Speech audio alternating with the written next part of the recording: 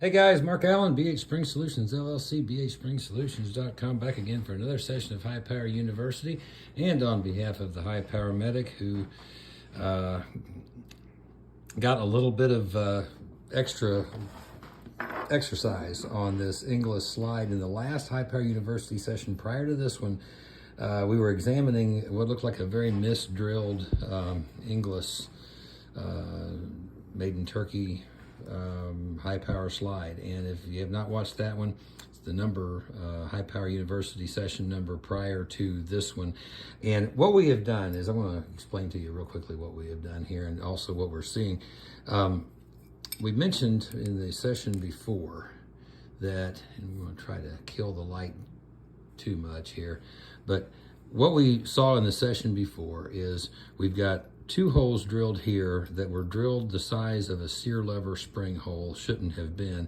And the result of that is, if you can see right, and I'm pointing right here, you're actually going to see the extractor pin and part of the body of the extractor, believe it or not, that is showing through in that area that got channeled out the size of a sear lever spring. So it is not normal to see a part of the extractor body at that point in the slide.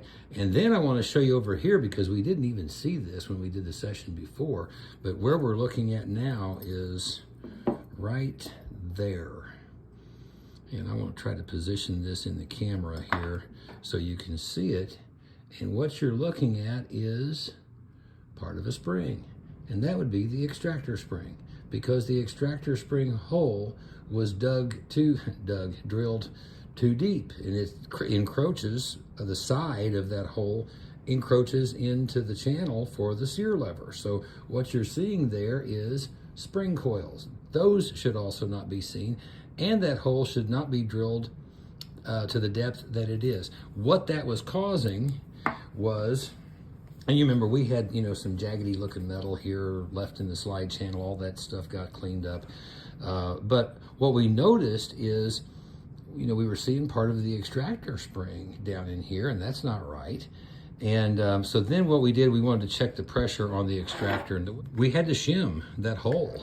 And I'll tell you how we did it. We did it with about 2.5 coils of another extractor spring.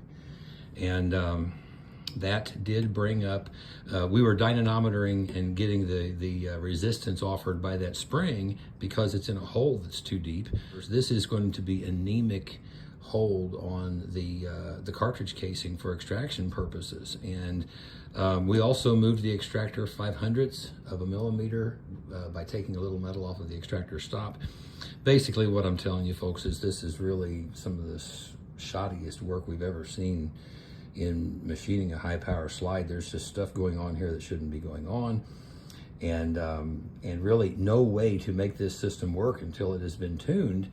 And tuning took exactly what we just explained here. You need that sufficient resistance by this extractor spring. If the hole's too deep, obviously your extractor spring isn't going to provide that resistance.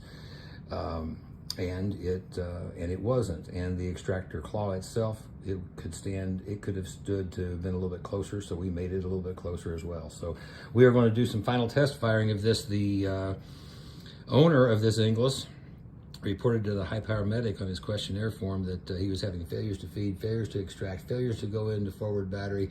This thing was just like failing in almost every possible way that you can. So we're going to run a couple fast magazines through this and stretch its legs and see if we can make anything malfunction. And that's what we're going to do right now. Okay, we're going to give this Inglis a little bit of a stretch of its legs. We have a 15 round Metgar magazine. We have a 10 round Mousetrap Browning. We have a little less confidence in these magazines, but it was sent with the pistol. We're going to test with it. And we're going to get a couple shots here. Let's see the distance of extraction first. And we've got CCI Blazer in a 124 grain, and we've got Federal in a 115 grain. So we'll see what happens. About 5 feet. About 4 feet. About 5 feet. 5 feet.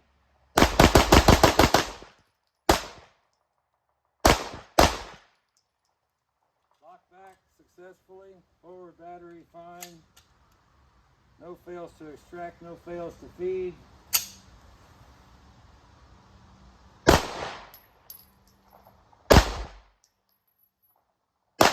That extractor is holding consistently.